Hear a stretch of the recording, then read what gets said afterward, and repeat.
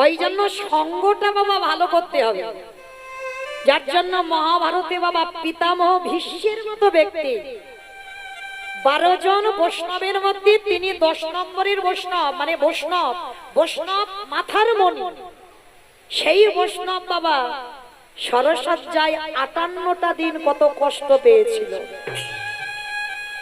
কেন গো?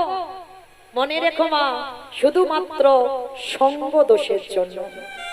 তুমি যে সঙ্গটা করছো সেটা তো আগে খেয়াল করতে হবে, আমি কি সতের সঙ্গ করছি না আমি অসতের সঙ্গ করছি, এটা খেয়াল রাখতে হবে।